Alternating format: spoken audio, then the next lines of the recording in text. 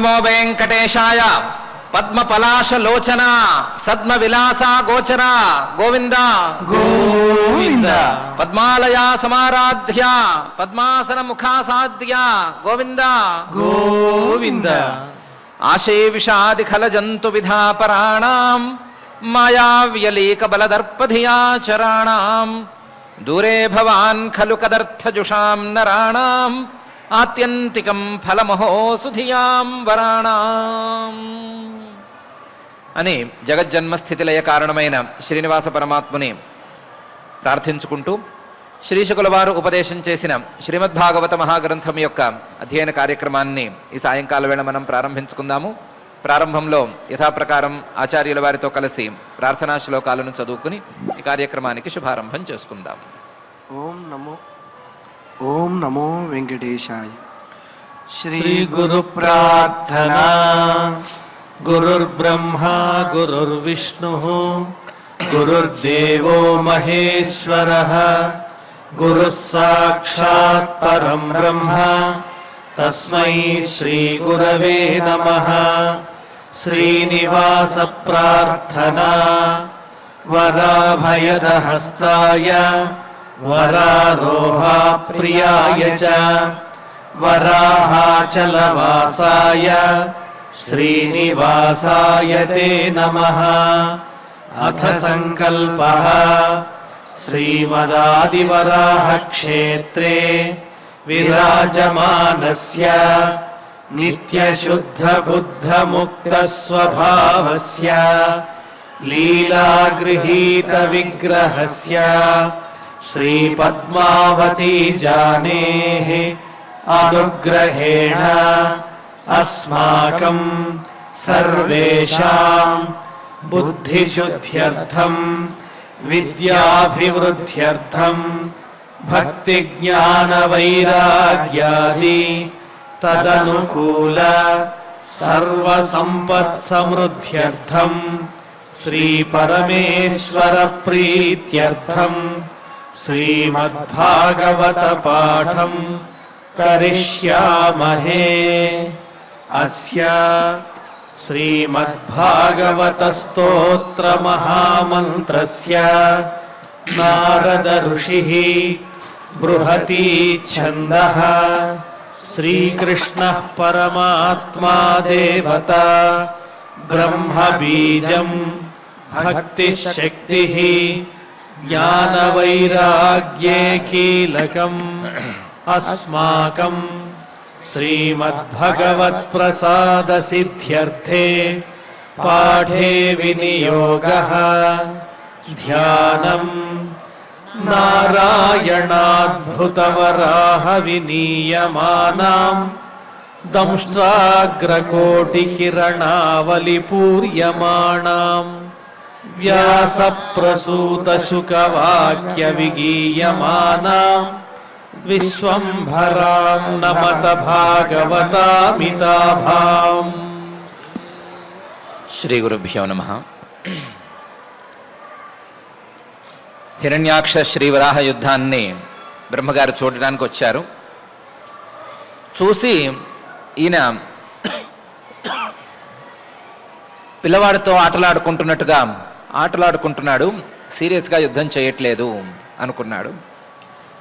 అనుకుని పరమాత్మతో చెప్పాడు, నువ్వు దయచేసి వీడితో ఆటలాడద్దు, వీడేమి ఆటలాడేంత మాయలు లేని కల్మషాలు తెలియనటువంటి చిన్నపిల్లవాడు కాడు, ఇతను రాక్షసుడు, ఇప్పటికి మిట్ట మధ్యాహ్నం దాటుతోంది, లేకపోతేను ఇలా కాలం నువ్వు ఇలాగే కాలక్షేపం చేస్తూ ఉంటే ముందుకెళ్ళిపోతుంది, ముందుకు వెళ్ళిపోయిన కొద్దీ సంధ్యాకాలం వచ్చేస్తుంది, సంధ్యాకాలం వచ్చేస్తే వీడి ఆసుర మాయలకు అంతు ఉండదు, అంతవరకు తేవద్దు, తొందరగా వీడి పని పూర్తి చేసేయి అని వివరంగా చెప్పాడు. చెప్పిన దాన్ని పరమాత్మ ఎలా తీసుకున్నాడు అనే విషయాన్ని 19వ అధ్యాయంలో మైత్రేయ మహర్షి గారు విదురుడికి చెప్తున్నారు. మైత్రేయ ఉవాచ అవధార్య విరించస్య నిర్వ్యలీకామృతం వచః ప్రహస్య ప్రేమగర్భేణ తదపాంగేన సోగ్రహీత్ అని. యుద్ధంలో ఉన్నాడు ఆదివరాహస్వామి. యుద్ధంలో ఉన్నాడు కాబట్టి మాటలు వింటూ ఉండటానికి, ఎవరైనా ఏమైనా చెప్తే విని అర్థం చేసుకుని దాని మీద కామెంట్ చేయడానికి సహజంగా ఈయనకి టైం ఉండకూడదు. కానీ ఈయన యుద్ధాన్ని పెద్దగా లెక్క చేసేవాడు కాదు. ఈ యుద్ధం అనేది ఈయనకి పెద్దగా లెక్కలోకి వచ్చేది కూడా కాదు. కాబట్టి అవధార్య విరించస్య, విరించ అంటే బ్రహ్మగారు చెప్పేటువంటి మాటలన్నిటినీ విన్నాడు. విన్నవాడు అర్థం చేసుకున్నాడు, ఆలోచించి అర్థం చేసుకున్నాడు. అవధార్య శ్రద్ధగా ఆ మాటలన్నిటినీ ఆలకించాడు. ఆ మాటలన్నీ చూస్తే నిర్వ్యలీకామృతం వచః అన్నట్లుగానే ఉన్నాయి. బ్రహ్మగారి మాటల్లో ఏ రకమైనటువంటి మాయా వంచన లేవు. అమృత తుల్యంగా అందరికీ మంచి చేసేవిగానే ఉన్నాయి. కాబట్టి ఆ మాటలన్నిటినీ శ్రద్ధగా విన్నాడు. నిర్వ్యలీకామృతం వచః. కానీ ఆయన మాటల్లో కాలం మించిపోతోంది, కాలం గనక దాటి అసుర సంధ్య వేళ వచ్చేస్తే ఇతనికి బలం పెరిగిపోతుంది అని అంటున్నాడు. ఈ లోపలే మంచి ముహూర్తం, అభిజిన్ ముహూర్తం చివరికి వచ్చింది, ఇక్కడే వీడిని పూర్తి చేసేయి అని అంటున్నాడు. ఆ విషయం వినంగానే, ఆ విషయం గురించి వినంగానే కాలాత్మకుడైనటువంటి నాకే కాలం గురించి చెప్తున్నాడే అని కొద్దిగా నవ్వు వచ్చింది. అందుకని నవ్వి ప్రహస్య. కానీ చెప్పేవాడు తనకు పుత్రుడు కదా, చెప్పేవాడు అందరి మంచి కోసము చెప్తున్నాడు కదా, ఏ వంచన మాయా కాపట్యం ఇవన్నీ లేకుండా చెప్తున్నాడు కదా.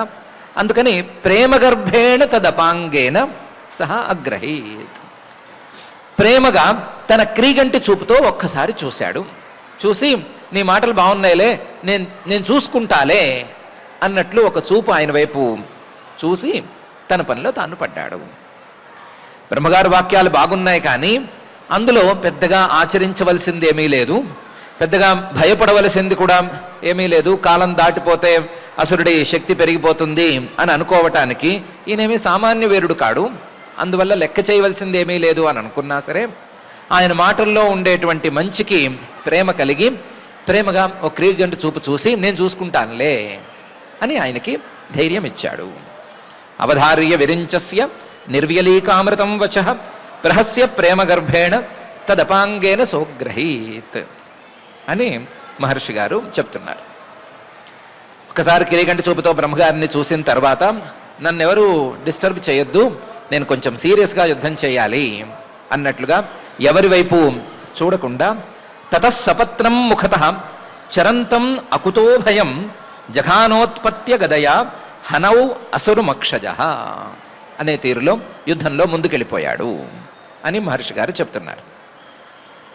తతః ఇలా బ్రహ్మగారు చెప్పిన తర్వాత, క్రీగంటి చూపుతో ఆయన్ని చూసిన తర్వాత, సపత్నం తనను శత్రువుగా భావించి తన దగ్గరకు వచ్చినటువంటి, అందులోనూ ముఖతః చరంతం తనకు ఎదురుగా నిలుచుని యుద్ధానికి బాగా కాలు దూవుతున్నటువంటి, అకుతో భయం అసలు భయం అనేదే ఎరగనటువంటి హిరణ్యాక్షుణ్ణి ఓ దెబ్బ కొట్టాలి అని అనుకున్నాడు.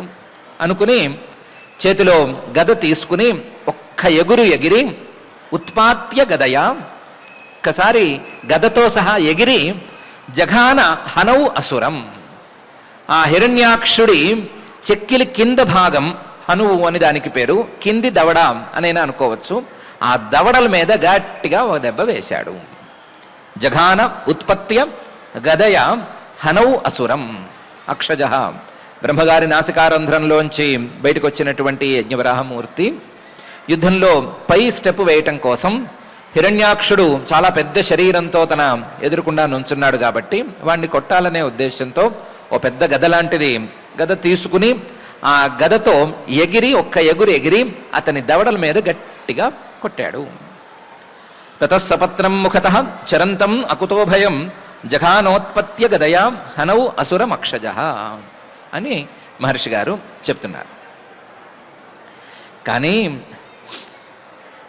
ఈయన కొట్టడం అయితే కొట్టాడు, కానీ ఆ కొట్టిన దెబ్బ రాక్షసుడికి ఏమీ పెద్దగా తగలలేదు. తగలకపోగా తన గదతో ఈయన గదల్ని ముక్కలు చేశాడు అని పై శ్లోకంలో అంటున్నారు. సాహతా తేన గదయా విహతా భగవత్కరాత్ విఘూర్ణిత అపతద్రేజే తదద్భుతమివాభవత్ అని. సాహతా తేన గదయా, ఈయన గదతో చెక్కుల మీద కొట్టాడు, దవడ మీద కొట్టాడు. కొట్టేసరికి అతను హిరణ్యాక్షుడు కూడా తన గదతో ఈ గద మీద ఒక దెబ్బ వేశాడు. వేసేసరికి తేన గదయా హత విహత భగవత్కరాత్. ఒక్కసారి హిరణ్యాక్షుడు గట్టిగా తన గదతో దీని మీద దెబ్బ వేసేసరికి పరమాత్మ చేతుల్లోంచి గద జారిపోయింది. జారిపోవటం ఆ హిరణ్యాక్షుడి దెబ్బకి ముక్కలు ముక్కలుగా విరిగిపోయింది. విఘూర్ణిత, ముక్కలయ్యి కింద అపతత్, కింద పడిపోయింది. కానీ ఆ పడిన తర్వాత ఆ ముక్కలు ముక్కలైనటువంటి ఆ గద చాలా అందంగా ప్రకాశించింది. ఎలా ప్రకాశించింది అంటే తదద్భుతమివాభవత్, అద్భుతంగా ప్రకాశించింది.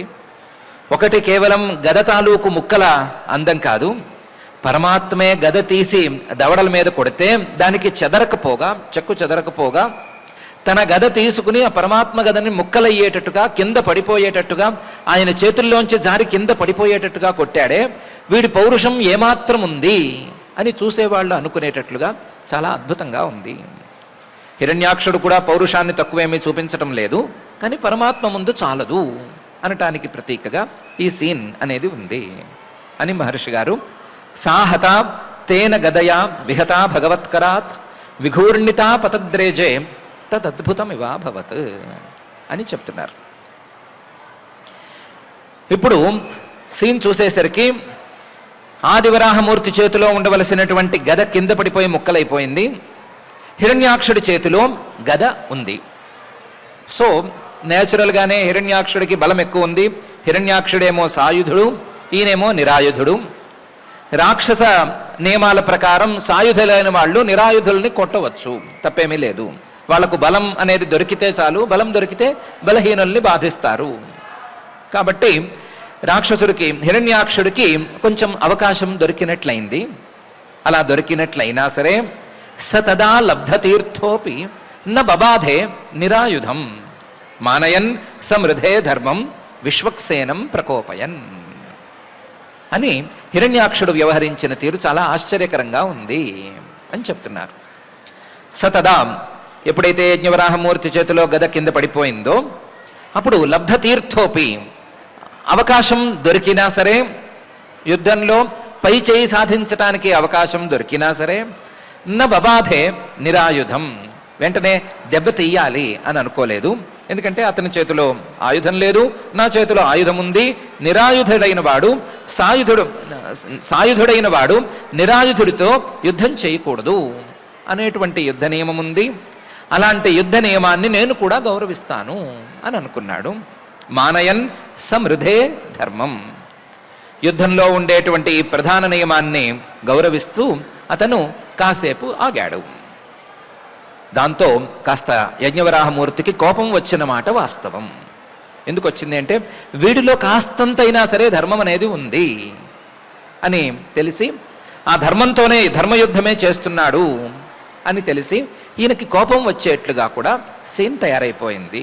విశ్వక్సేనం ప్రకోపయన్ అనే తీరులో హిరణ్యాక్షుడు వ్యవహరించాడు అని చెప్తున్నారు. సతదా లబ్ధతీర్థోపి న బబాధే నిరాయుధం మానయన్ సమృధే ధర్మం విశ్వక్సేనం ప్రకోపయన్ అని.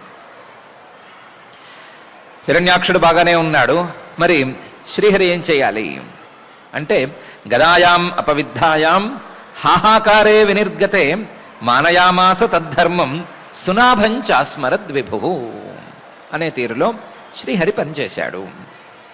గదాయాం అపవిద్ధాయాం, గద ఎప్పుడైతే ముక్కలైపోయిందో, కింద పడిపోయిందో, చుట్టూ చూస్తున్న వాళ్ళందరూ హాహాకారాలు చేయడం ఎప్పుడైతే మొదలుపెట్టారో, హాహాకారే వినిర్గతే, హాహాహా ఇంకా ఏమైంది, పరమాత్మ చేతిలోనే ఆయుధం కింద పడిపోయింది, వీడి చేతిలోనే ఆయుధం నిలిచి ఉంది అని అందరూ టెన్షన్ పడుతూ హాహాకారాలు చేస్తూ ఉండగానే పరమాత్మ మానయామాస తద్ధర్మం, హిరణ్యాక్షుల్లో ఉండేటువంటి ఈ చిన్నపాటి ధర్మాన్ని కూడా గొప్పగా భావించి, ఆహా వీడు ధర్మయుద్ధమే చేస్తున్నాడే అని సంతోషించాడు. అతని ధర్మాన్ని గౌరవించాడు. చాలా చిన్నపాటి ధర్మం ఇది, దీన్నైనా సరే మానయామాస తద్ధర్మం సునాభంచ అస్మరద్ విభు. ఇప్పుడు ఇలా కాదులే, ఈ గదలు ఇవన్నీ వర్కౌట్ అవ్వవు, మనం సుదర్శన చక్రాన్ని తెచ్చేద్దాము అని సుదర్శన వచ్చేయి అని ఒక్కసారి సుదర్శన చక్రాన్ని స్మరించాడు. సునాభంచ అస్మరద్ విభు గదాయాం అపవిద్ధాయాం హాహాకారే వినిర్గతే మానయామాస తద్ధర్మం సునాభంచాస్మరద్ విభు అని మహర్షి గారు శ్రీహరి ఏం పనిచేశాడో చెప్తున్నారు. అప్పుడు వెంటనే సుదర్శన చక్రం అనేది వచ్చేసింది. వచ్చేసరికి తం వ్యగ్రచక్రం దితిపుత్రాధమేన స్వపార్షద ముఖ్యేన విషజ్యమానం చిత్రావాచో అతద్విదాం ఖేచరాణం తత్రాస్మాసన్ స్వస్తితేముంజహీతి అనే తీరులో ఒక పెద్ద విశేషం అక్కడ జరిగింది అని అంటున్నారు. తం వ్యగ్ర చక్రం ఎప్పుడైతే ఆయన సుదర్శన చక్రాన్ని స్మరించాడో చేతిలోకి చక్రం వచ్చేసింది. వచ్చిన చక్రం ఊరుకోదు కదా, గిరగిరగిర తిరుగుతోంది. వ్యగ్రచక్రం ద్వితిపుత్రాధమేన స్వపార్షద ముఖ్యేన విషజ్యమానం. ద్వితిపుత్రుల్లో కల్లా అధముడైనటువంటి ఈ హిరణ్యాక్షుడు వాస్తవానికి స్వపార్షద ముఖ్యేన గత జన్మలో కానీ శాపం రాకముందు కానీ తనకు అనుచరుడు, అనుచరుల్లో కల్లా ముఖ్యుడు, ద్వారపాలకుల్లో కల్లా దగ్గర ద్వారానికి పాలకుడు. ఇటువంటి ద్వారపాలకుడు తాలూకు శిరస్సును ఖండించాలి అని ఈ చక్రం ఉవ్విళ్ళూరుతోంది. నువ్వు నన్ను వదిలితే చాలు గిరగిర తిరుగుతూ వెళ్ళి అతని శిరస్సును ఖండించేస్తాను అని అంటోంది. విషజ్జమానం. ఇలా చక్రం రెడీగా ఉంది, చేతిలో ఉంది, గిరగిరా తిరుగుతోంది. ఎదుర్కొండా హిరణ్యాక్షుడున్నాడు. ఉంటూ ఉండగానే ఈ యజ్ఞవరాహమూర్తి కాస్తంత తాత్సారం చేస్తున్నాడు అని చుట్టూ ఉన్నవాళ్ళు కనిపెట్టారు. కనిపెట్టి చిత్రావాచ అతద్విదాం ఖేచరాణం తత్రాస్మాసన్. అక్కడ చుట్టూ ఉన్న వాళ్ళందరూ రకరకాలుగా మాట్లాడుకోవడం మొదలుపెట్టారు. చేతిలో ఆయుధం ఉంటే ఎందుకు వేయట్లేదు, చేతిలో సుదర్శన చక్రం ఉంటే ఎందుకు పంపించట్లేదు అని రకరకాలుగా మాట్లాడుకుంటున్నారు. ఎందుకు మాట్లాడుకుంటున్నారు అంటే అతద్విదాం. ఈ హిరణ్యాక్షుడెవరు, హిరణ్యాక్షుణ్ణి సంహరించడానికి శ్రీహరి ఎందుకు వచ్చాడు, ఎంతసేపు ఈ యుద్ధాన్ని నడిపించాలనుకుంటున్నాడు, ఎంతసేపు నడిపించి తర్వాత పూర్తి చేస్తాడు, ఫైనల్ షాట్ అనేది ఎలా కొట్టదలుచుకున్నాడు, ఇలాంటివేమీ తెలియవు కదా. అతద్విదాం. వాళ్ళు కేవలం ఖేచరాణం ఆకాశంలో నుంచుని చూస్తున్నారు కాబట్టి రకరకాలుగా మాట్లాడుకుంటున్నారు. ఆ రకరకాలుగా వాళ్ళలో వాళ్ళు గుసలు ఆడేసుకుని చివరికి తత్రాస్మాసన్ స్వస్తితేముంజహీతి. అయ్యా నీకు మంగళం, అయ్యా నీకు చాలా మంచిది, నీకు జయకారము, ముందు వీణ్ణి ఇక్కడ ఈ సుదర్శన చక్రంతో సంహరించు. స్వస్తితేముంజహి అని గట్టిగా అరిచి పరమాత్మకు వినేటట్టుగా మాట్లాడారు. అక్కడ ఏం జరిగింది, ఏం జరుగుతోంది, ఏం జరగబోతోంది అని తెలిసిన వాళ్ళు దాదాపుగా లేరు. కేవలం చూస్తున్న వాళ్లే ఉన్నారు. చూసే వాళ్ళకి మాత్రం ఒక రకంగా టెన్షన్ మొదలైంది. చేతిలో చక్రం ఉండగా ఎందుకు పంపించట్లేదు అని. అందుకని ఈ సుదర్శన చక్రం తోసేయి, వాణ్ణి అక్కడికక్కడ పడేసేయి అని చుట్టుపక్కల వాళ్ళందరూ మాట్లాడుతున్నారు. తం వ్యగ్రచక్రం దితిపుత్రాధమేన స్వపార్షద ముఖ్యేన విషజ్యమానం చిత్రావాచో తద్విదాం ఖేచరాణం తత్రాస్మాసన్ స్వస్తితేముంజహీతి అనే తీరులో జరిగింది అని మహర్షి గారు చెప్తున్నారు. సుదర్శన చక్రం చేతిలోకి వచ్చింది, ఆయుధమైతే చేతిలో ఉంది, కానీ ఈయన మాత్రం ఆయుధాన్ని పంపించడం లేదు అని చెప్తున్నారు. కానీ ఆయుధాన్ని చూసేసరికి చుట్టూ ఉన్న వాళ్ళకి టెన్షన్ కలిగింది, కానీ హిరణ్యాక్షుడికి మాత్రం కోపం హెచ్చింది. తం సతం నిశామ్యాత్త రథాంగమగ్రత వ్యవస్థితం పద్మపలాశలోచనం విలోక్య చామర్ష పరిప్లుతేంద్రియ ఋషా స్వదంతఛదమాదశశ్వసన్ అనే తీరులో తీవ్రమైన కోపానికి హిరణ్యాక్షుడు లోనయ్యాడు అని మహర్షి గారు చెప్తున్నారు. సతం నిశామ్య.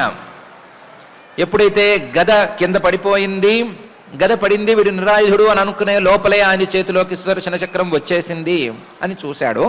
నిశామ్య. ఆత్త రథాంగం. చేతిలోకి సుదర్శన చక్రం వచ్చేసింది. సుదర్శన చక్రం పట్టుకున్నవాడు అగ్రతో వ్యవస్థితం, ఎదురుకుండా నుంచున్నాడు. నుంచున్నవాడు సుదర్శన చక్రాన్ని నీ మీద వేసేస్తాను అని అనట్లేదు, కళ్ళలో కోపాన్ని చూపించట్లేదు. పద్మ పలాశ లోచనం. విచ్చిన తామర పువ్వుల్లాగా చక్కగా కళ్ళతో నవ్వుతూ నుంచున్నాడు. వ్యవస్థితం. ఈయనకేమీ టెన్షన్ లేదు, భయం లేదు, వేసేద్దామని లేదు, కోపం లేదు, ఏమీ లేదు. అలాగే కళ్ళతో నవ్వుతూ కరుణ కురిపిస్తూనే నుంచునున్నాడు, పద్మ పలాశలోచనం. ఇలాంటి వాడిని చూసేసరికి విలోక్య, చేతిలో సుదర్శన చక్రం ఉంది కానీ కళ్ళలో మాత్రం కోపం లేదు అని చూసేసరికి అమర్ష పరిప్లుతేంద్రియ, రాక్షసుడికి కోపం ఒళ్ళు తెలియని కోపం వచ్చేసింది. ఒళ్ళు తెలియని కోపం వచ్చేసరికి అతని శరీరంలో ఉండేటువంటి ఇంద్రియాలన్నీ ఒకసారి కదిలిపోయి రుష స్వదంతచ్ఛదం ఆదశత్ శ్వసన్, కోపం భరించలేక ఉచ్ఛ్వాస నిశ్వాసాలు, తీవ్రమైన ఉచ్ఛ్వాస నిశ్వాసాలు మళ్ళీ చేసి తన పళ్ళతో తన పెదవుల్ని మళ్ళీ గట్టిగా కొరికాడు. పళ్ళను కొరకటం అయిపోయింది. పళ్ళను కొరికిన తర్వాత పళ్ళతో ఈ పెదవుల్ని కూడా గట్టిగా కొరికాడు. రాక్షసుడు తట్టుకోలేని కోపాన్ని అనుభవిస్తున్నాడు. స్వామి మాత్రం ప్రసన్నంగా ఉన్నాడు. చేతిలో సుదర్శన చక్రం ఒకటి ఎక్స్ట్రా చేరింది అని శతం నిశామ్యాత్త రథాంగమగ్రతో వ్యవస్థితం పద్మపలాశలోచనం విలోక్య చామర్ష పరిప్లుతేంద్రియో రుషా స్వదంతచ్ఛదమాదశశ్వసన్ అని మహర్షి గారు చెప్తున్నారు. ఇంకా అవలేదు. కరాళదంష్ట్రశ్చక్షుర్భ్యాం సంచక్షాణో దహన్నివ అభిప్లుత్య స్వగదయా హతోసీత్యాహనద్ధరిం అనే తీరులో ఒక్కసారి, ఇంతవరకు నిరాయుధుడివి కాబట్టి నీ మీద ఆయుధ ప్రయోగం చేయకుండా ఆగాను, ఇప్పుడు ఆయుధం వచ్చేసింది కాబట్టి నీ మీద ఆయుధం వేసేస్తున్నాను, కాచుకో అన్నట్లుగా ఇంకా పై మాట కూడా మాట్లాడి ఆయుధాన్ని విసిరేశాడు అని చెప్తున్నారు. విసిరేసేటప్పుడు ఏం చేశాడు? కరాళ దంష్ట్ర చక్షుర్భ్యాం, తన పళ్ళు బయటకు కనిపించేటట్టుగా కొరుకుతూ చూశాడు. పళ్ళు బయటకు కనిపించేటట్లుగా కొరికాడు. కళ్ళేమో ఎర్రగా చేసి కొంచెం భయంకరంగా మార్చి చూపించాడు. కరాళ దంష్ట్ర చక్షుర్భ్యాం సంచక్షాణో దహన్నివాం, కంటి చూపుతో కాల్చేస్తాడేమో అన్నంత కోపంగా చూస్తున్నాడు. చూస్తూ అభిప్లుత్య ఒక్క ఎగురు ఎగిరి, ఒక ఊపు కోసం ఒక ఎగురు ఎగిరి స్వగదయ తన గదతో ఆయన్ని కొట్టేశాడు. అహనద్ధరిం, ఆ కొట్టేసేటప్పుడు ఇదే నీకు చివరి దెబ్బ, ఈ దెబ్బతో నువ్వు పడిపోయినట్లే అని హతోసి అని కొట్టేశాడు. మామూలుగా కొంచెం కొట్టేవాళ్ళు అయిపోయావురా ఈ దెబ్బతో నువ్వు అని కొడతారు కదా, అలా హతోసి అని చెప్పి కొట్టాడు. కరాళదంష్ట్ర చక్షుర్భ్యాం సంచక్షాణో దహన్నివ అభిప్లుత్య స్వగదయ హతోసీత్యహనద్ధరిం అనే తీరులో హిరణ్యాక్షుడు పై దెబ్బ కొట్టాడు అని మహర్షి గారు చెప్తున్నారు. అసలు జరిగింది ఏంటంటే, నిరాయుధుడితో పాపం వీడు యుద్ధం చేయటం లేదు, కాస్తో కూస్తో ధర్మబుద్ధి ఉన్నవాడు కాబట్టి వీడి యుద్ధంలో పై స్టెప్ వేయటానికి నా చేతిలోకి ఆయుధం కావాలి కదా అనే దృష్టితో అలంకారంగా ఉంటుంది కదా అని సుదర్శనుడిని స్మరించాడే కానీ ఆ చక్రాన్ని ఈ రాక్షసుడి మీద పంపిణీ చేసే ఉద్దేశ్యం స్వామికేమీ లేదు. అందువల్ల అది పట్టుకున్నాడు, నవ్వుతూ ఉన్నట్టుగా సీరియస్ కాకుండానే కోపం లేకుండానే చూస్తూ ఉన్నాడు. వీడేమో ఆ సీన్ చూసి ఇంకా కూడా కోపం పెంచుకొని దెబ్బ తీద్దామని అనుకుని దెబ్బ కొట్టాడు. దెబ్బ కొట్టేసరికి పదా సవ్యేన తాం సాధో భగవాన్ యజ్ఞసూకర లీలయా మిషతశత్రో ప్రాహరద్వాతరంహసం అనే తీరులో ఆ ఆయుధాన్ని ఎంత తేలిగ్గా తీసేయాలో అంత తేలిగ్గా స్వామి కూడా తీసేశాడు. వాతరంభసం, ఆ ఆయుధమేమీ సామాన్యంగా రాలేదు, వాయువేగంతో వచ్చింది. మంచి ఊపు కోసం ఎగురు కూడా ఎగిరి కదా కొట్టాడు.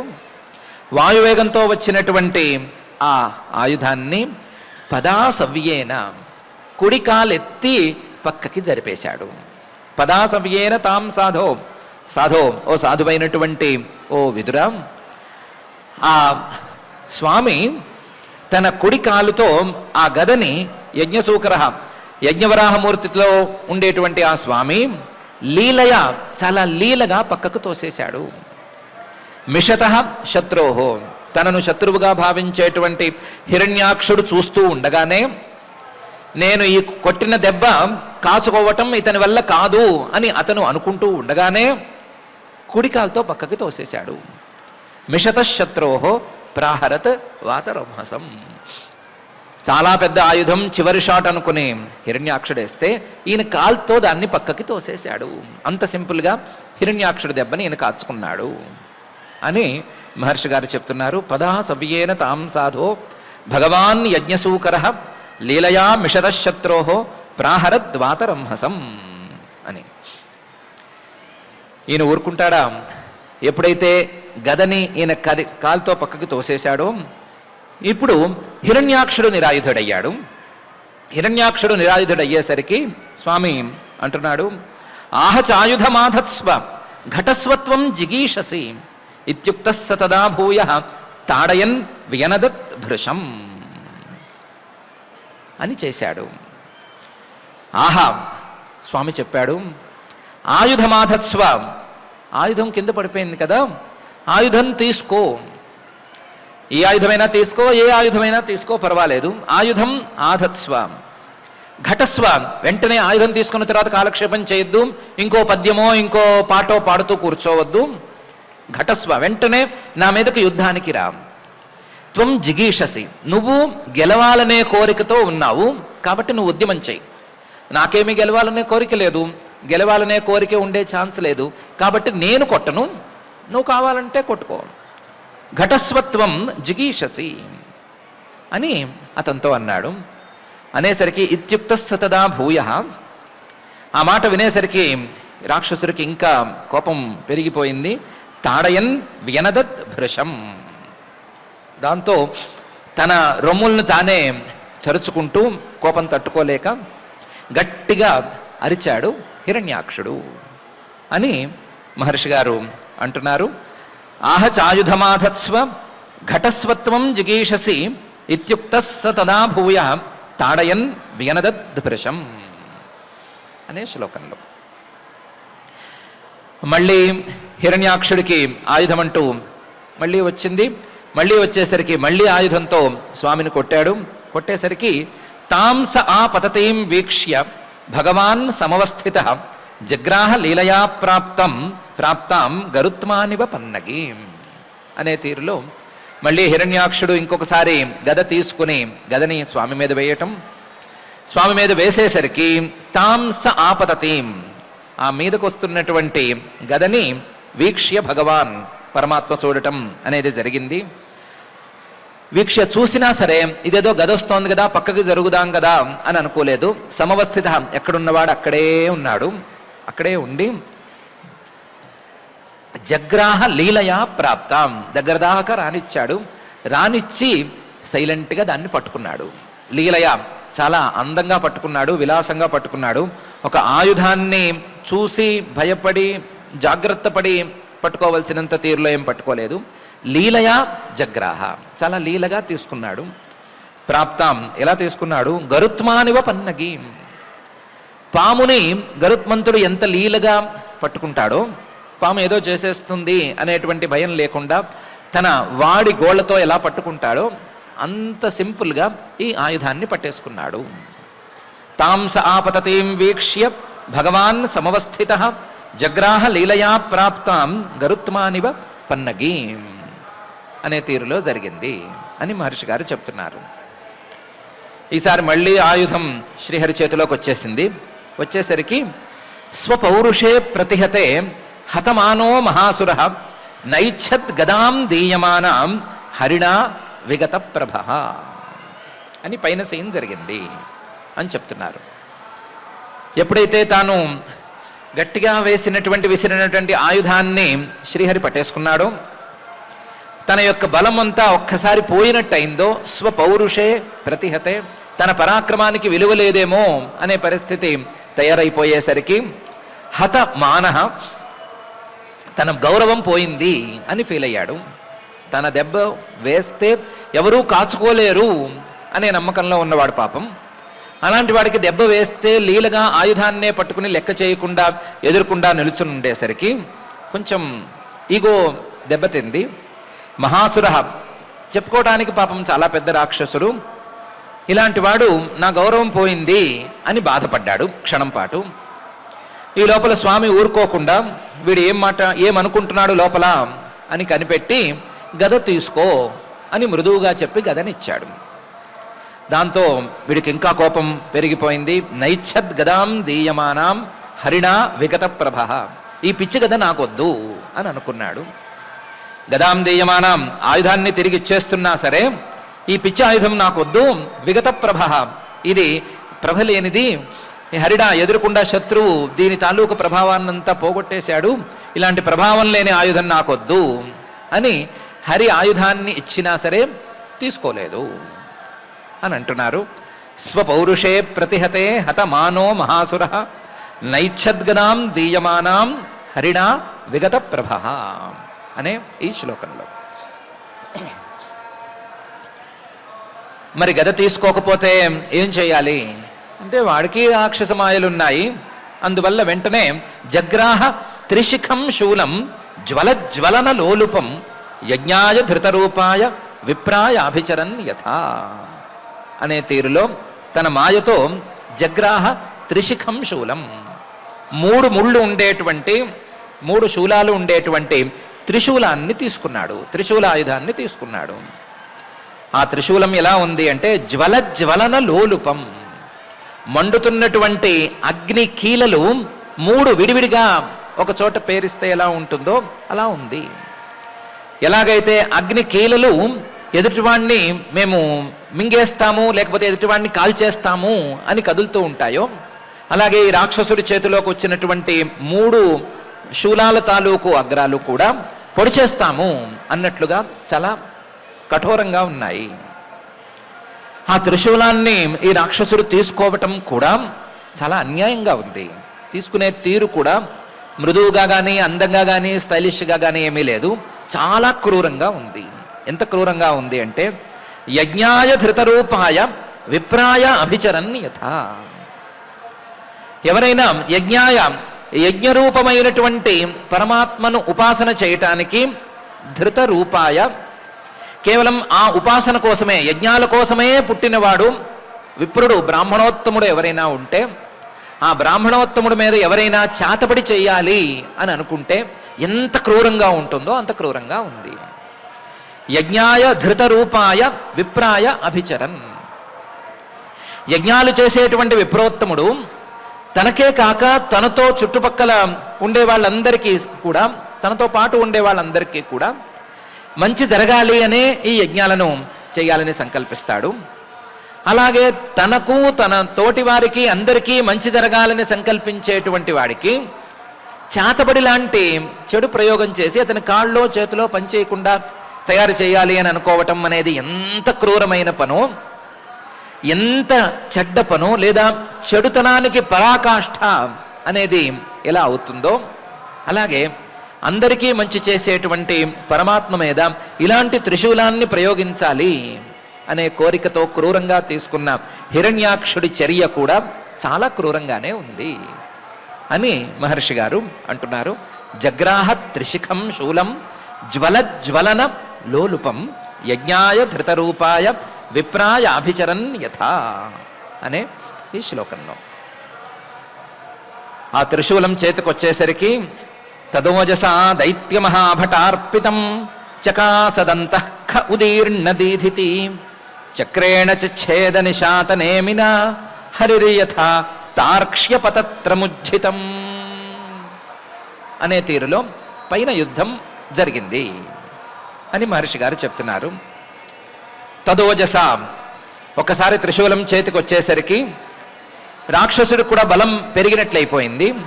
బలంగా దైత్య మహాభటార్పితం, ఆ దితికి పుట్టినటువంటి హిరణ్యాక్షుడు అనేటువంటి మహాభటుడు వెంటనే ఆ త్రిశూలాన్ని హరివైపు విసిరేశాడు. ఆ విసిరేసినటువంటి త్రిశూలం ఎలా ఉంది, చకాసత్, చాలా ప్రకాశంగా ఉంది. ఎవరో దానికి పాలిష్ బాగానే పట్టారు, వెలుగుతోంది. అంతఃఖ, అది విసిరేసేసరికి ఆకాశంలో ఎగురుకుంటూ వస్తోంది. ఆయుధాన్ని విసిరేస్తే ఎలా వస్తుందో అలా వస్తోంది. అంతఃఖే ఉదీర్ణ దీధితి, ఎప్పుడైతే అది ఆకాశంలోకి వచ్చిందో ఆకాశంలో ఉండేటువంటి ప్రకాశాలు, సూర్యుడు చంద్రుడు లాంటి ప్రకాశాలు ఉంటాయి కదా, అవన్నీ కూడా ఈ పాలిష్ బాగా చేసినటువంటి త్రిశూలం మీద పడ్డాయి, పడి రిఫ్లెక్ట్ అవుతున్నాయి. ఆ రిఫ్లెక్షన్స్తో దాని కాంతులు ఇంకా కూడా పెరిగిపోతున్నాయి. బాగా నునుపుగా ఉంది, పాలిష్డ్గా ఉంది. దాంట్లో మిగతా వెలుగులు పనికి పడేసరికి దీనివే ఈ వెలుగులు అనే స్థాయిలో అది ఉంది. ఉదీర్ణ దీధితి. ఇలాంటి త్రిశూలం మీదకు వస్తుంటే మాత్రం పరమాత్మ చక్రేణ చిచ్ఛేద, తన సుదర్శన చక్రానికి పనిచెప్పాడు.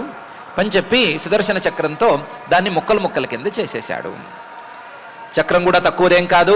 నిశాత నేమిన, చక్రం తాలూకు ప్రతి చివరి భాగము కూడా చాలా తీక్ష్ణంగానే ఉంటుంది. అందులోనూ సుదర్శన చక్రం అది. ఆ సుదర్శన చక్రంతో ఈ త్రిశూలాన్ని ముక్కలు ముక్కలు చేసేశాడు. చక్రేణ చిచ్ఛేద నిశాత నేమిన. ఆ సీన్ చూడ్డానికి ఎలా ఉంది అంటే హరిరి యథ తార్క్ష్య పతత్రం ఉజ్జితం అనే తీరులో ఉంది. ఎప్పుడో స్వర్గానికి గరుత్మంతుడు అమృతం కోసం వెళ్ళినప్పుడు ఆ అమృతాన్ని గరుత్మంతుడు ఎత్తుకొచ్చేస్తుంటే ఇంద్రుడు ఇంకా వేరే దారి లేక వేరే ఏ ఆయుధానికి తను లొంగడు అని తెలుసుకుని తన చేతిలో ఉండేటువంటి వజ్రాయుధాన్ని విసిరేశాడు కదా. వజ్రాయుధాన్ని విసిరేసినప్పుడు ఇంద్రుడి చేతిలో ఉండే వజ్రాయుధం ఈ వజ్రాయుధానికి ఏమీ ఇవ్వకపోతే, ఏమీ కట్ చేయడానికి లేదా ఛేదించడానికి ముక్కలు చేయడానికి ఇవ్వకపోతే దాని గౌరవం దెబ్బతింటుంది అని అనుకుని గరుత్మంతుడు తన ఈకల్లో ఇంకేముంది రాలిపోవటానికి సిద్ధంగా ఉండేటువంటి ఒక ఈకని ఇద్దాము, వజ్రాయుధానికి తెంచుకోవటానికి ఇద్దాము అని అనుకుని ఒక ఈకని విడిచిపెట్టాడు అనే కథ ప్రసిద్ధం కదా. ఆ ఈకని వజ్రాయుధం ఎంత తేలిగ్గా ముక్కలు ముక్కలు చేసేసిందో అంత తేలిగ్గా సుదర్శన చక్రం ఈ త్రిశూలాన్ని ముక్కలు చేసేసింది అని మహర్షి గారు హరిరి యథా తార్క్ష్య పతత్రముజ్జితం అని అంటున్నారు. ఇలా అనటం ద్వారా వజ్రాయుధానికి ఈక అనేది పెద్ద లెక్క. అలాగే రాక్షసులు తీసుకున్నటువంటి త్రిశూలం సుదర్శనం ముందు ఏమైనా లెక్కకొస్తుందా? లెక్కకి రాదు. కావాలనుకుంటే ఇందాక గదను పట్టుకున్నట్టుగా చేత్తో పట్టుకోగలిగి ఉండేవాడు, చేత్తో పట్టుకుని పక్కకు విసిరేసి ఉండేవాడు, లేదా పట్టుకుని తీసుకో అని మళ్ళీ తిరిగి ఇవ్వగలిగి ఉండేవాడు. ఎందుకు చేశాడో సుదర్శన చక్రం చేతికొచ్చిన దాన్ని వాడాలనుకుని చేశాడో మరొక కారణంతో చేశాడో సుదర్శన చక్రం వేశాడు. కానీ సుదర్శన చక్రం వేస్తేనే ఆ చక్రం వెళితేనే ముక్కలవ్వాల్సినంత సీను ఆ త్రిశూలానికి ఏమీ లేదు. లేకపోయినా సరే కాస్త యుద్ధాన్ని ముందుకు తీసుకెళ్ళటానికి అన్నట్లుగా స్వామి చేశాడు అని మహర్షి గారు చెప్పదలుచుకున్నారు. అందుకని హరిరి యథా తార్క్ష్య పతత్రముజ్జితం అని ఆ వృత్తాంతాన్ని గుర్తు చేస్తున్నారు.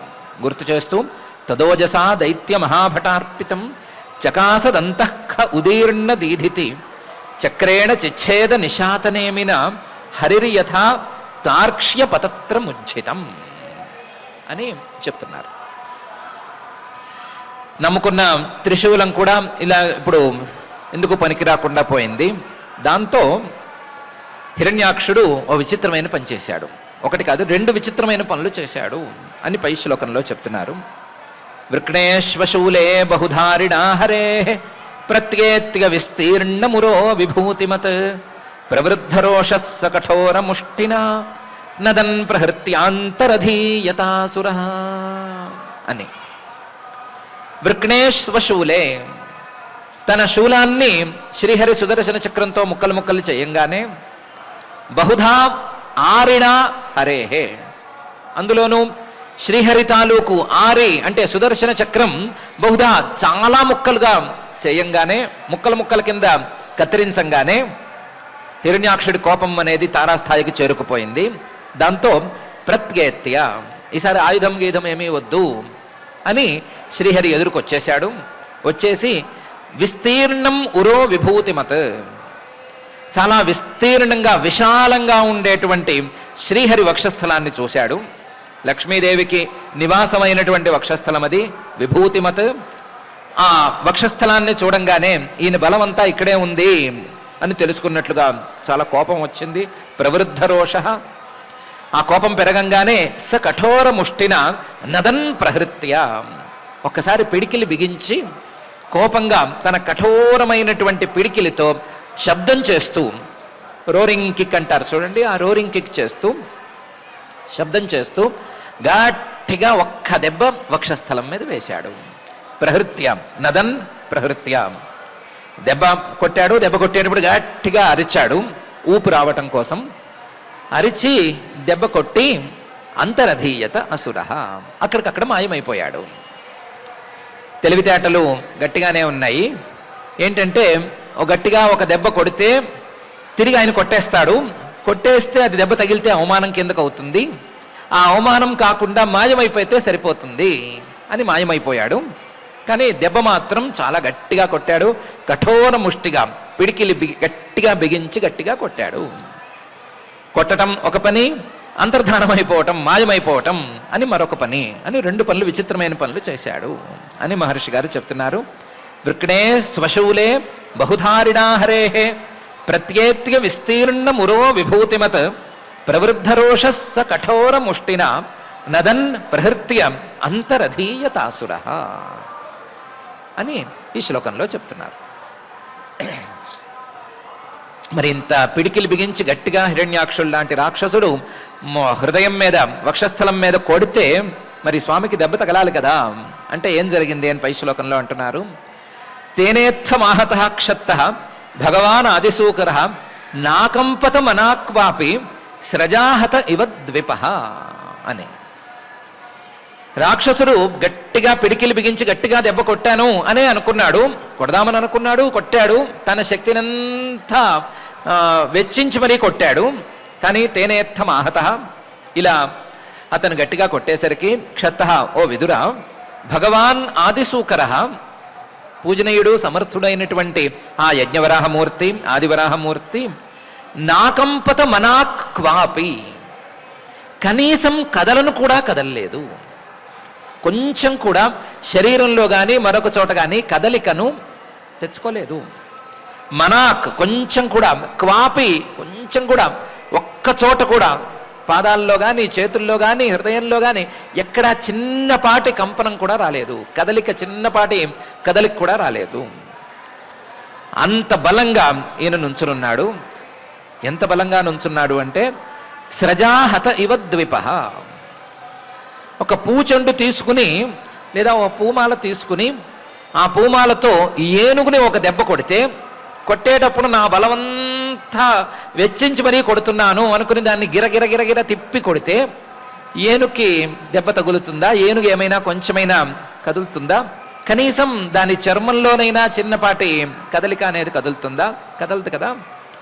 అలా ఈయన శరీరంలో చిన్నపాటి కదలిక కూడా రాలేదు.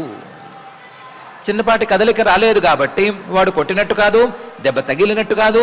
కాబట్టి దెబ్బ తగిలింది కాబట్టి కోపం రావడానికి కూడా అవకాశం లేదు. వాడేదో కోపం వచ్చి తిరిగి కొడతాడేమో అనే భయంతో మాయమైపోయాడు. కానీ అంత అవసరమేం లేదు, ఈయనకు కోపం వచ్చే ఛాన్స్ కూడా లేదు అని మహర్షి గారు చెప్తున్నారు.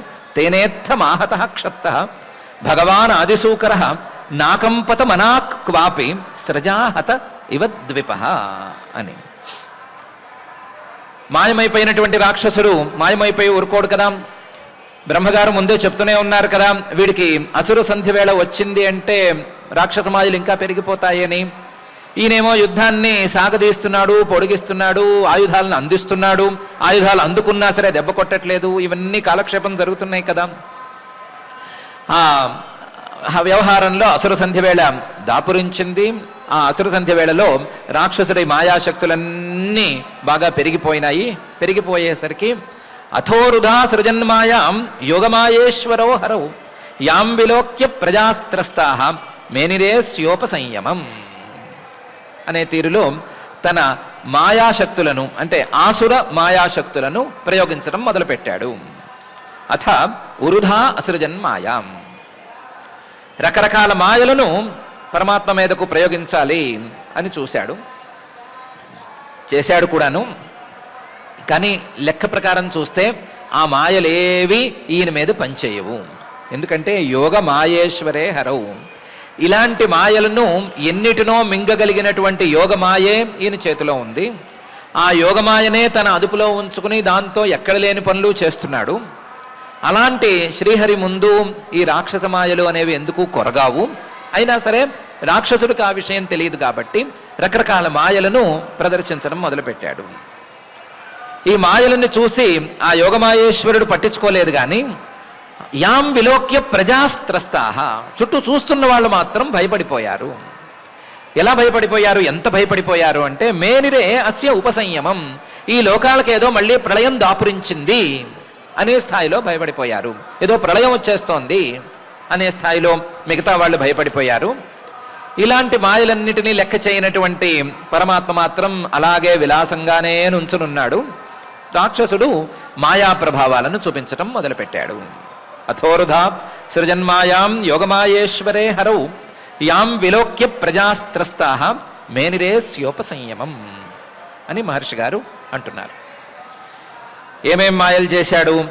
ప్రవవుర్వాయవశ్చండాః తమః పాంసవమైరయన్ దిగ్భ్యో నిపేతుర్గ్రావాణః క్షేపణైః ప్రహిత ఇవ అనే తీరులో మొదలుపెట్టి చేశాడు. ప్రవవుర్వాయవశ్చండాః, రకరకాల దిక్కుల నుంచి వేర్వేరు వైపుల నుంచి ప్రచండమంగా వాయువులు వేయటం అని మొదలైంది. ప్రవవు వాయవ చండాహ, వాటి స్పర్శను తట్టుకోలేము, అంత వేగంగా గాలులు వీస్తున్నాయి. దానికి తోడు తమః పాంసవమైరయన్, అవి వచ్చే గాలులు తమతో పాటు ధూళిని తీసుకొస్తున్నాయి, దుమ్మును తెస్తున్నాయి, దుమ్ము రేపేస్తున్నాయి. ఆ దుమ్ము రేగటంతో చుట్టుపక్కలంతా కూడా చీకటి అనేది అలముకుంది. దుమ్ము అడ్డం పడేసరికి ఏ వెలుగు సరిగ్గా కనిపించట్లేదు, ఎవరికి కంటికి ఏమీ ఆనట్లేదు అనే పరిస్థితి వచ్చేసింది. తమః పాంసవమైరయన్, ఇలా ఒకవైపు నుంచి ప్రచండమైన గాలులు వీస్తూ ఉండగా వాటికే ఇబ్బంది పడాల్సిన పరిస్థితుల్లో ఆ గాలికి తగ్గట్లుగా ధూళి మొత్తం కమ్మేస్తుంటే, ఆ ధూళి కంటికి ఏమీ కనిపించనటువంటి పరిస్థితిని తీసుకొస్తుంటే దిగ్భ్యో నిపేతుర్గ్రావాణః, అన్ని దిక్కుల నుండి ఒకేసారి రాళ్ళు పడిపోతున్నాయి. దిగ్భ్యో నిపేతుర్గ్రావాణః, అవేవో రాళ్ళు పడతాయంటే పైనుంచేదో వర్ష బిందువులు పడ్డట్టు పడటం కాదు. క్షేపణైః ప్రహితాః ఇవ, ఎవరో క్యాటర్ పిల్లర్ లాంటివి తీసుకుని లేదా పెద్ద పెద్ద యంత్రాలు, యుద్ధాలకు వాడేటువంటి యంత్రాలు, ఫిరంగులు లాంటివి తీసుకుని వాటిల్లో రాళ్ళు పెట్టి గట్టిగా తోసినట్లుగా దిగ్భ్యో నిపేతుర్గ్రావాణః క్షేపణైః ప్రహితాః ఇవ, ఆ యంత్రాలతో కొట్టేసినట్లుగా రాళ్ళు పడుతున్నాయి, వచ్చి వేగంగా దెబ్బతీసే రాళ్ళు పడుతున్నాయి. ప్రవవుర్వాయవశ్చండాః తమః పాంసవమైరయన్ దిగ్భ్యో నిపేతుర్గ్రావాణః క్షేపణైః ప్రహితా ఇవ. ఇంతేకాదు ద్యౌర్నష్ట భగణాభ్రౌఘైః సవిద్యుత్ స్తనయుత్నుభిః వర్షద్భిః పూయ కేశాసృగ్విణ్మూత్రాస్థీని చాసకృత్ అనే స్థితిలో ఇంకా కూడా మాయలు పెరిగిపోతున్నాయి. ద్యౌః నష్టగణ నష్టభగణ, ఆకాశంలో ఏమీ కనిపించడం లేదు. ఆకాశంలో నక్షత్రాలున్నాయా, సూర్యుడున్నాడా, చంద్రుడున్నాడా, ఏమీ కనిపించడం లేదు. ద్యౌర్నష్ట భగణ, దీనికి తోడు ఉన్నట్టుండి ఎక్కడి నుంచి వచ్చినాయో మబ్బులు వచ్చేసినాయి. అభ్రోఘైః, ఆ వచ్చిన మబ్బులు ఆలస్యం చేయకుండా సవిద్యుత్ స్తనయుత్నుభిః, ఎక్కడ లేని మెరుపుల్ని మెరిపించటం మొదలుపెట్టినాయి. ఆ మెరుపులు మెరవటంతో పాటుగా పిడుగులు ఉరుములు పడుతున్నటువంటి శబ్దాలు వినిపిస్తున్నాయి. సవిద్యుత్ స్తనయుత్నుభిః, ఇంకేముంది వర్షం పడిపోతోంది అని అందరూ అనుకుంటూ ఉండగానే వర్షం పడటం మొదలైంది. ఆ వర్షంలో పూయం అంటే పచ్చి రక్తం, పచ్చి నెత్తురు పడుతోంది. కేశాలు, ఎక్కడి నుంచో వెంట్రుకలు రాలుతున్నాయి. అసరుకు, రకరకాల దారులలో ఉండేటువంటి రక్తం కారుతోంది. విట్ అంటే మలం పడుతోంది, మూత్రం పడుతోంది, అస్థి ఎముకలు ముక్కలు ముక్కల కింద రాలుతున్నాయి. ఇవన్నీ కూడా వర్షంగా పడుతున్నాయి పైనుంచి. అవి కూడా అసకృత్, ఒకదాని తర్వాత ఒకటి ఒకదాని తర్వాత ఒకటి మాటి మాటికి పడుతూనే ఉన్నాయి. ద్యౌర్నష్ట భగణాభ్రోఘైః సవిద్యుత్ స్తనయుత్నుభిః వర్షద్భిః పూయ కేశ అసృగ్ విణ్మూత్ర అస్థీని చ అసకృత్ అనే తీరులో మాయలను పెంచేశాడు. దీనికి తోడు ఇదేం వర్షము అని అందరూ అసహించుకునే లోపలే గిరయః ప్రత్యదృశ్యంత నానాయుధముచోనఘ దిగ్వాససో యాతుధాన్య శూలిన్యో ముక్త మూర్ధజాః అనే తీరులో మాయని మార్చేశాడు. ఈ వర్షం ఇలా సాగుతూ ఉండగానే ఉన్నట్టుండి గిరయః ప్రత్యదృశ్యంత, చుట్టుపక్కలంతా పెద్ద పెద్ద కొండలు, బండరాళ్ళు ఇవన్నీ కనిపించినాయి. అంతవరకు వాళ్ళు ఉండేటువంటి సమతల ప్రదేశం లేదు, చుట్టూ పర్వతాలు కనిపించినాయి. పర్వతాలు కనిపించినాయి ఏంటి అని చూసే లోపలే ఆ పర్వతాల్లోంచి నానాయుధముచ రకరకాల ఆయుధాలను తీసుకుని ఆ ఆయుధాలను విసిరేస్తూ రాక్షస స్త్రీలు కనిపించారు. వాళ్ళు పరిగెత్తుకొస్తున్నారు. దిగ్వాసస ఆ రాక్షస స్త్రీలు బట్టలే కట్టుకోలేదు. యాతుధాన్య అవటానికి చాలా భయంకరంగా ఉన్నారు చూడటానికి. శూలిన్య చేత్తో ఆయుధాలను, శూలం మొదలైన ఆయుధాలను ధరించి ఉన్నారు. ముక్త మూర్ధజాహ వాళ్ళు వెంట్రుకలన్నీ విరబోసుకుని చాలా క్రూరంగా చూస్తూ క్రూరంగా ఆయుధాలను విసిరేస్తూ మీదకొచ్చేస్తున్నారు అనే సీన్ని మాయతో క్రియేట్ చేశాడు. గిరయ ప్రత్యదృశ్యంత నానాయుధముచోనఘ దిగ్వాససో యాతుధాన్య శూలిన్యో ముక్తమూర్ధజా. ఇది కేవలం రాక్షసులు వస్తున్నారు, రాక్షస స్త్రీలు వస్తున్నారు అని కాచుకునే లోపలే బహుభిర్యక్ష రక్షోభి పత్యశ్వరథ కుంజరై ఆతతాయుధిభిరుత్సృష్టా హింస్రా వాచోతి వైశసాహ. ఉన్నట్టుండి ఎక్కడి నుంచి వచ్చారో రకరకాల యక్షజాతి వాళ్ళు, రకరకాల రాక్షస జాతి వాళ్ళు పరిగెత్తుకుంటూ వచ్చేశారు. వాళ్ళు కూడా చాలా పెద్ద సంఖ్యలో వచ్చారు. వచ్చిన వాళ్ళు ఈసారి రాక్షస స్త్రీల్లాగా రాలేదు. పత్యశ్వరథ సంకుంజరై చతురంగ సైన్యంతో వచ్చేశారు. పదాతులు అంటే ఫుట్ సోల్జర్స్ వాళ్ళు వచ్చారు. అశ్వాలు గుర్రాలు వచ్చినాయి, రథాలు ఇవొచ్చినాయి, చారియట్స్ వచ్చినాయి, కుంజరాహం ఏనుగులు వచ్చినాయి. ఇలా చతురంగ సైన్యంతో ఒకవైపు యక్షులు, మరొక వైపు రాక్షసులు, వీళ్ళందరూ కూడా పెద్ద సైన్యంతో దిగబడ్డారు. వాళ్ళని చూస్తూనే ఆతదాయిన వీళ్ళు ఎవరినీ కనికరించరు, వీళ్ళ చేతిలో ఆయుధం ఉంది అంటే ఎదుటివాడి తల తీసేంత వరకు ఊరుకోరు అని తెలిసిపోతోంది. ఆతతాయిభి ఆ వచ్చే ఆతతాయులు కూడా హింస్రా వాచోతి వైశసాహ. వాళ్ళు ఏం చేస్తున్నారంటే ఉత్సృష్టాహ, వాళ్ళు చింది భింది కొట్టండి నరకండి అని అతి క్రూరమైనటువంటి మాటలు మాట్లాడుకుంటూ వేగంగా ఆయుధాలతో పరిగెత్తుకుంటూ వచ్చేస్తున్నారు అని ఒకదాని తర్వాత ఒకటి, ఒకదాని కంటే ఒకటి భయంకరమైనటువంటి మాయల్ని హిరణ్యాక్షుడు తయారు చేశాడు. బహుభిర్యక్షరక్షోభి పత్యశ్వరథ కుంజరై ఆతతాయిభిరుత్సృష్టా హింస్రా వాచ అతివైశసాహ. భరించడానికి వీల్లేదు, వినలేము, అలాంటి కఠోరమైన మాటలు మాట్లాడుతూ రకరకాల సైన్యాలు వచ్చేసినాయి అని మహర్షి గారు చెప్తున్నారు.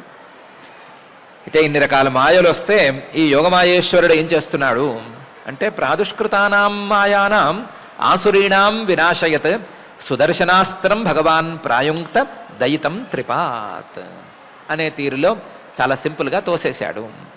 ప్రాదుష్కృతానాం రకరకాల మాయులన్నీ బయటికి వచ్చేసరికి మాయానాం ఆసురీణాం ఇవన్నీ ఆసురమాయలు అని చూసి పెద్దగా లెక్క చేయలేదు. వాటన్నిటినీ సుదర్శనాస్త్రం భగవాన్ ప్రాయుంక్త. సుదర్శనాస్త్రం ఎలాగూ చేతిలోకి తెచ్చాడు కదా, ఆ సుదర్శనాస్త్రం అనేది వెలుగుల ఆయుధం కదా, వెలుగులు చిమ్మే ఆయుధం కదా. వెలుగు ఉన్నప్పుడు రాక్షసమాయ ఏం పనిచేస్తుంది అని అనుకుని ఆ సుదర్శనాస్త్రాన్ని వేసేశాడు. వేసేసరికి ఈ రాక్షసమాయల్లో ఒక్క మాయ కూడా మిగలలేదు, అన్నీ నశించిపోయినాయి. ఆసురీణాం వినాశయత్ సుదర్శనాస్త్రం భగవాన్ ప్రాయుంక్త దయితం త్రిపాత్. తనకు చాలా ఇష్టమైనటువంటి సుదర్శనాస్త్రాన్ని త్రిపాత్ యజ్ఞవరాహమూర్తి ప్రయోగించాడు. త్రిపాత్ అంటే 3 కాళ్ళున్నవాడు కాదు, 3 సవనాలు, ప్రాతఃసవనం, మాధ్యందిన సవనం, తృతీయ సవనం అనేటువంటి 3 సవనాలు 3 కాళ్ళుగా కలిగినటువంటి యజ్ఞరూపుడైనటువంటి యజ్ఞవరాహమూర్తి ఈ సుదర్శనాస్త్రాన్ని, వెలుగులు చిమ్మేటువంటి ఆయుధాన్ని రాక్షస మాయల మీదకు పంపించాడు. పంపించేసరికి జ్ఞానంతో అలలారేటువంటి వాడికి మాయ తాలూకు వ్యవహారాలు ఏవీ తెలియనట్లుగా, జ్ఞానం అందిన వాడికి మాయల తాలూకు ఈ సాంసారికమైనటువంటి విషయాలు ఏవి బాధించనట్లుగా ఆ క్షణాన ఈ రాక్షస మాయలన్నీ కూడా ఒక్క క్షణంలో నశించిపోయినాయి అని మహర్షి గారు ప్రాదుష్కృతానాం మాయానాం ఆసురీణాం వినాశయత్ సుదర్శనాస్త్రం భగవాన్ ప్రాయుంక్త దయితం త్రిపాత్ అని అంటున్నారు. ఈ యుద్ధం కొంచెం చివరికి వచ్చినట్లుంది. తదాదితే సమభవత్ సహసా హృది వేపథు స్మరంత్యా భర్తురాదేశం స్తనాచాసృక్ ప్రశుశ్రువే అనే తీరులో దితి గారికి కొన్ని అమంగళాలు కనిపించినాయి అని మహర్షి గారు చెప్తున్నారు. తదా దితే సమభవత్ సహసా హృది వేపథు. దితికి హృదయంలో తెలియని ఆందోళన అనేది ఆ క్షణంలో కలిగింది. ఆ ఆందోళన కలిగేసరికే ఒకసారి దితి గుర్తు చేసుకుంది. గుర్తు చేసుకునేసరికి స్మరంత్యాహ భర్తురాదేశం త్వత్పుత్రం భగవాన్ హనిష్యతి అని కశ్యప ప్రజాపతి గారు ముందే చెప్పారు కదా. అలాగే నా పుత్రుడు ఆయనతో తలపడినట్టే ఉన్నాడు, చూడబోతేను ఆ పరమాత్మ నా పుత్రుని అంతమొందిస్తున్నాడేమో అని ఆవిడికి అనిపించింది. అనిపించి మనసులో ఇంకా ఆందోళన హెచ్చింది. దీనికి తోడు శరీరంలో కూడా కొంచెం అమంగళకరమైనటువంటి చిహ్నం ఒకటి కనిపించింది దితిగారి శరీరంలో అని మహర్షి గారు అంటున్నారు. తదా దితే సమభవత్ సహసా హృది వేపథు స్మరంత్యా భర్తురాదేశం స్తనాచాసృక్ ప్రశుశ్రువే అని. ఎప్పుడైతే రాక్షసులు ప్రయోగించినటువంటి మాయలన్నిటినీ పరమాత్మ కొట్టేశాడో అప్పుడు వినష్టాసు స్వమాయాసు భూయశ్చావ్రజ్య కేశవం ఋషోపగూహమానోముం దదృశే అవస్థితం బహిః అనే తీరులో రాక్షసుడు ఒక పని చేయబోయాడు, కానీ ఫలితం మాత్రం మరొక రకంగా కనిపించింది అని మహర్షి గారు చెప్తున్నారు. వినష్టాసు స్వమాయాసు, తన మాయలన్నీ పోయినాయి, తన మాయలన్నిటినీ ఒకే అస్త్రంతో కొట్టేశాడు. భూయశ్చ, ఇంకా కూడా ఆయనకేదో అపకారం చేద్దామనుకున్నాడు, మాయలైతే పనిచేయవు కాబట్టి ఈసారి ఇలా కాదని ఆవ్రజ్య కేశవం, ఆ యజ్ఞవరాహమూర్తి దగ్గరకు వచ్చేశాడు.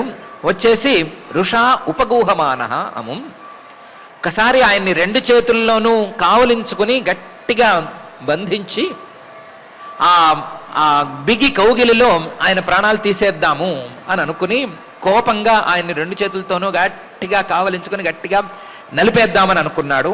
ఋషా ఉపగూహమాన, నలిపేద్దామనుకుని గట్టిగా దగ్గరికి తీసుకుని ఎందుకో తలెత్తి చూస్తే అముం దదృశే అవస్థితం బహిః, ఆ స్వామి బయట కనిపించాడు. అంతవరకు తన బిగి కౌగిలిలో ఉన్నాడని అనుకున్నాడు, కానీ స్వామి ఏమో ఎదుర్కొండా బయట కనిపించాడు. దాంతో హిరణ్యాక్షుడి కోపం ఏ స్థాయికి చేరిందో చెప్పనక్కర్లేదు. ఎంత స్థాయికి వెళ్ళినా సరే, ఎంత యుద్ధం చేసినా సరే ఈయన మనకి లొంగటం లేదు అనే విషయాన్ని అర్థం చేసుకున్నాడు అని మహర్షి గారు వినష్టాసు స్వమాయాసు భూయశ్చావ్రజ్య కేశవం ఋషోపగూహమానోముం దదృశే అవస్థితం బహిః అనే ఈ శ్లోకంలో చెప్తున్నారు. ఇక్కడికి ఆపుకుందాము, ఎందుకంటే యుద్ధము ఇవన్నీ మనకు పెద్దగా అవసరమేమీ లేదు. యుద్ధం ఏం జరిగింది అని కుతూహలంగా వింటున్నాము. యుద్ధం అంతా విన్న తర్వాత ఇదేం మనకి పనికొచ్చే యుద్ధం కాదు. మనం ఒకవేళ ఎవరితోనైనా ఫైటింగ్ చేయాలి అంటే ఈ తీరేమీ పనికిరాదు. మన చేతుల్లో ఆయుధాలతో కొట్టడము ఇవేమీ అవ్వవు. మనం గట్టిగా ఒకళ్ళని గుద్దేంత సామర్థ్యం కూడా ఉంది అని అనుకోనక్కర్లేదు. మనం ఏమైనా ఫైటింగ్ నేచర్ని చూపించాలి అంటే పోట్లాడి చూపించాలి అంతే. కాబట్టి ఈ యుద్ధం మనకేం పెద్దగా ఉపకరించదు. కానీ యుద్ధంలో చివరి పాయింట్ మాత్రం గట్టిగా ఉపకరించేట్లుగానే ఉంది. అది ఋషా ఉపగూహమాన అముం, ఆయన్ని గట్టిగా కావలించుకోవాలి అని అనుకునేటువంటి కోరిక మాత్రం బాగున్నట్టు అనిపిస్తోంది. యుద్ధము కోపము ఇవన్నీ తీసేస్తే ఆ స్వామిని గట్టిగా కౌగిలించుకోవాలి, ఆయన రూపాన్ని గట్టిగా దగ్గరకు తెచ్చుకోవాలి అనేటువంటి తీరు మాత్రం కొంచెం ప్రోత్సాహకరంగా కనిపిస్తోంది. ఇదొక పాయింట్నైతే గట్టిగా పట్టుకుందాము. స్వామిని గట్టిగా మన కౌగిలిలోకి ఎలా తెచ్చుకోవాలి? ఆ తెచ్చుకోవటం హిరణ్యాక్షుడిదైతే కోపం కాబట్టి అతను కోపంతో తెచ్చుకున్నాడేమో, కానీ మనం మాత్రం భక్తితో ఎలా తెచ్చుకోవాలి అనే అంశం మీద ఒకసారి మనం దృష్టిని ప్రసరింపజేసుకుందాము.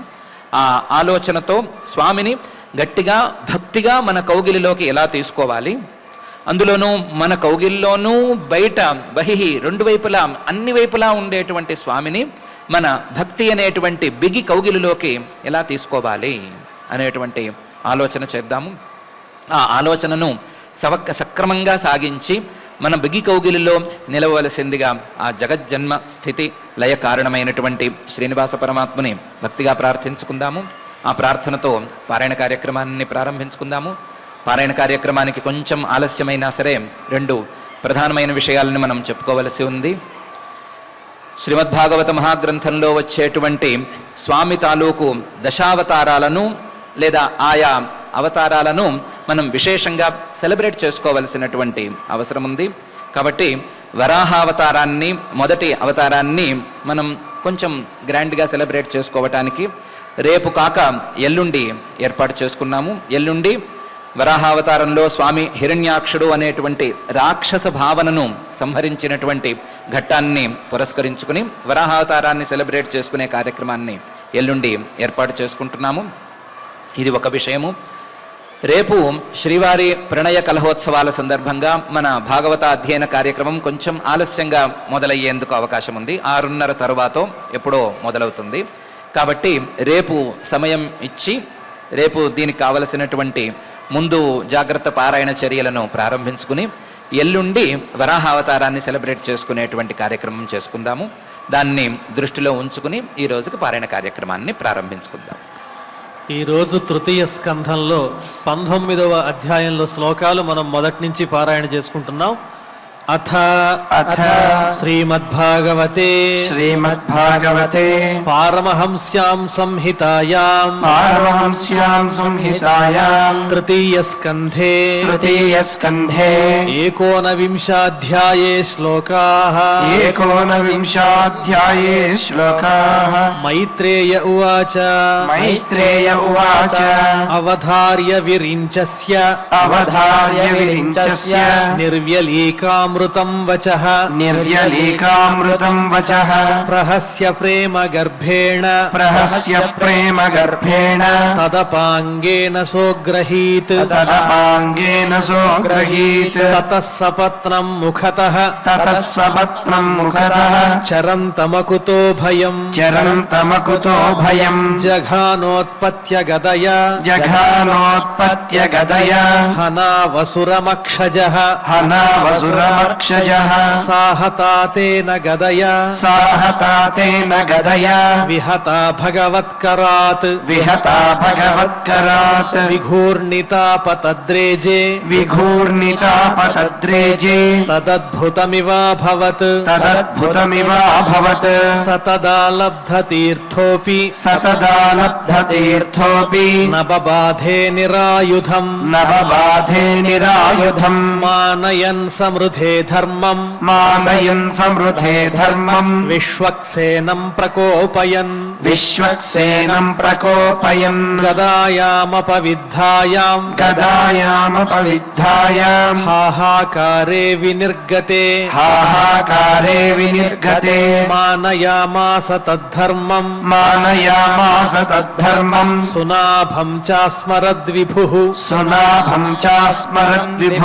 తం యగ్రచక్రం దితి పుత్రాధమేన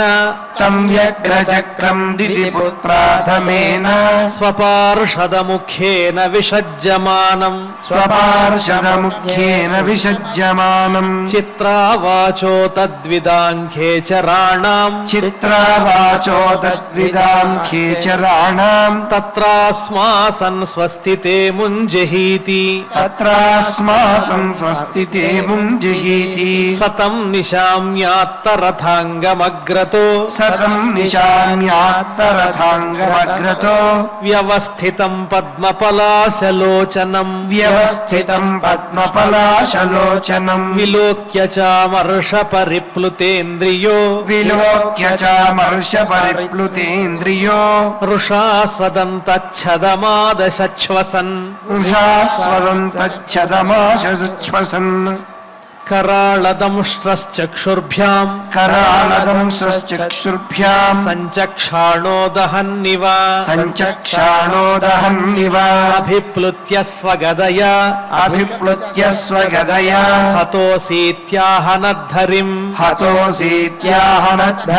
पदासव्येन तां साधो भगवान् यज्ञसूकरः लीलयामिषतः शत्रोः प्राहरद्वातरंहसम् आहचायुधमाधत्स्व घटस्वत्वं जिगीषसि इत्युक्तः स तदा भूयः ताडयन् व्यनदद्भृशम् ताडयन् व्यनरुद्भृशम् तां स आपततिं वीक्ष्य तां स आपततीं वीक्ष्य भगवान् समवस्थितः भगवान् समवस्थितः जग्राहलीलया प्राप्तां जग्राहलीलया प्राप्तां गरुत्मानिव पन्नगीं गरुत्मानिव पन्नगीं स्वपौरुषे प्रतिहते स्वपौरुषे प्रतिहते हतमानो महासुरः हतमानो महासुरः नैच्छद्गदां दीयमानां नैच्छद्गदां दीयमानां हरिणा विगतप्रभः हरिणा विगतप्रभः जग्राह त्रिशिखं शूलं जग्राह त्रिशिखं शूलं ज्वलज्वलनलोलुपम् ज्वलज्वलनलोलुपम् यज्ञाय धृतरूपाय यज्ञाय धृतरूपाय विप्रायाभिचरन् यथा विप्रायाभिचरन् यथा तदोजसा दैत्यमहाभटार्पितम् तदोजसा दैत्यमहाभटार्पितम् चकासदन्तः खवुदीर्णदीधिति चकासदन्तः कबुदीर्नदीधिति चक्रेण चिच्छेदनिशातनेमिना चक्रेण चिच्छेदनिशातनेमिना हरिर्यथा तार्क्ष्यपतत्रमुज्झितम् हरिर्यथा तार्क्ष्यपतत्रमुज्झितम् वृक्णे स्वशूले बहुधारिणा हरेः वृक्णे स्वशूले बहुधारिणा हरेः प्रत्येत्य विस्तीर्णमुरो विभूतिमत् प्रत्येत्य विस्तीर्णमुरो विभूतिमत् प्रवृद्धरोषः स कठोरमुष्टिना प्रवृद्धरोषः स कठोरमुष्टिना नदन् प्रहृत्यान्तरधीयतासुरः नदनं प्रभृत्यान्तरधीयतासुरः तेनेत्थमाहतः क्षत्तः तेनेत्थमाहतः क्षत्तरः भगवानादिसूकरः भगवानादिसूकरः नाकम्पतमनाक् क्वापि नाकम्पतमनाक् क्वापि स्रजाहत इव द्विपः स्रजाहत इव द्विपः अथोरुधा सृजन्मायाम् अथोरुधा सृजन्मायाम् योगमायेश्वरे हरौ योगमायेश्वरे हरौ यां विलोक्य प्रजास्त्रस्ताः यां विलोक्य प्रजास्त्रस्ताः मेनिरेस्योपसंयमम् मेनिरेस्योपसंयमम् प्रववुर्वायवश्चण्डाः प्रवुर्वायवश्चण्डाः तमः पांसवमैरयन् तमः पांसवमैरयन् दिग्भ्यो निपेतुर्ग्रावाणः दिग्भ्यो निपेतुर्ग्रावाणः क्षेपणैः प्रहिता इव क्षेपणे प्रहिता इव यौर्नष्टभगणाभ्रौघैः द्योर्नष्टभगणाभ्रौघैः सविद्युत्स्तनयित्नुभिः सविद्युत्सनयितृभिः वर्षद्भिः पूयकेशासृक् वर्षद्भिः पूयकेशासृक् विण्मूत्रास्थीनि चासकृत् विण्मोत्रास्थीनि चासकृत् गिरयः प्रत्यदृश्यन्त गिरयः प्रत्यदृश्यन्त नानायुधमुचो नघ नानायुधमुचो नख दिग्वाससो यातु धान्यः दिग्वाससो यातु धान्यः शूलिन्यो मुक्तमूर्धजाः शूलिन्यो मुक्तमूर्धजाः बहुभिर्यक्षरक्षोभिः बहुभिर्यक्षरक्षोभिः पत्यश्वरथकुञ्जरैः पत्यश्वरथकुञ्जरैः आततायिभिरुत्सृष्टाः आततायिभिरुत्सृष्टाः हिंस्रावाचोतिवैशसाः हिंस्रावाचोतिवैशसाः प्रादुष्कृतानां मायानां प्रादुष्कृतानां मायानाम् आसुरीणां विनाशयत् आसुरीणां विनाशयत् सुदर्शनास्त्रं भगवान् सुदर्शनास्त्रं भगवान् प्रायुङ्क्तदयितं त्रिपात् प्रायुङ्क्तदयितं त्रिपात् तदादिते समभवत् तदादिते समभवत् सहसा हृदि वेपथुः सहसा हृदि वेपथुः स्मरन्त्या भर्तुरादेशम् स्मरन्त्या भर्तुरादेशम् स्तनाच्चासृक् प्रसुश्रुवे स्तनाच्चासृक्प्रसुश्रुवे विनष्टासु स्वमायासु विनष्टासु स्वमायासु भूयश्चाव्रज्य केशवम् भूयश्चाव्रज्य केशवम् वृषोपगूहमानो मुम् ఋషోపగోహమానోమం దదృశేవ స్థితం బహిః దదృశేవ స్థితం బహిః ఇతి ఇతి శ్రీమద్భాగవతే శ్రీమద్భాగవతే పారమహంస్యాం సంహితాయాం పారమహంస్యాం సంహితాయాం తృతీయ స్కంధే తృతీయ స్కంధే ఏకోనవింశాధ్యాయే శ్లోకాః ఏకోనవింశాధ్యాయే శ్లోకాః. ఓం నమో వెంకటేశాయ. యథాప్రకారం క్షమా ప్రార్థన దగ్గర నుంచి మంగళాంత శ్లోకం వరకు పఠించుకుని మంగళాంతంగా నేటి అధ్యయన కార్యక్రమానికి పరిసమాప్తిని పలుకుదాం. అథ క్షమా ప్రార్థనా యదక్షరపదభ్రష్టం మాత్రాహీనం చ యద్భవేత్ తత్సర్వం క్షమ్యతాం దేవ నారాయణ నమోస్తుతే. అథ భగవత్ సమర్పణం కాయేన వాచా మనసేంద్రియైర్వా బుద్ధ్యాత్మనా వా ప్రకృతే స్వభావాత్ కరోమి యద్యత్ సకలం పరస్మై నారాయణాయేతి సమర్పయామి. అథ లోకక్షేమ ప్రార్థనా సర్వే భవంతు సుఖినః సర్వే సంతు నిరామయాః సర్వే భద్రాణి పశ్యంతు మా కశ్చిద్ దుఃఖభాగ్ భవేత్. అథ మంగళం శ్రియకాంతాయ కళ్యాణ నిధయే నిధయేర్థినాం శ్రీవేంకట నివాసాయ శ్రీనివాసాయ మంగళం. కన్స్ట్రక్షన్ రంగాలలో దశాబ్దపు అనుభవంతో కస్టమర్ల మరియు శ్రేయోభిలాషుల మన్ననలను నమ్మకాన్ని గెలుపొందిన సంస్థ విఆర్ఆర్ కన్స్ట్రక్షన్స్. నాణ్యతకు నమ్మకానికి మారుపేరు VRR constructions. Independent houses, apartments, villas అన్ని రకాల హంగులతో అలరించే అద్భుతమైన వెంచర్స్ తో పాటు అందరికీ అందుబాటు ధరలో సొంత ఇంటి కలను సాకారం చేసే నమ్మకమైన సంస్థ VRR constructions. Please visit VRR constructions, Varatex Plaza near Radhika Theatre, ECL X Road, Hyderabad. Call to 9100885552, 9100885559.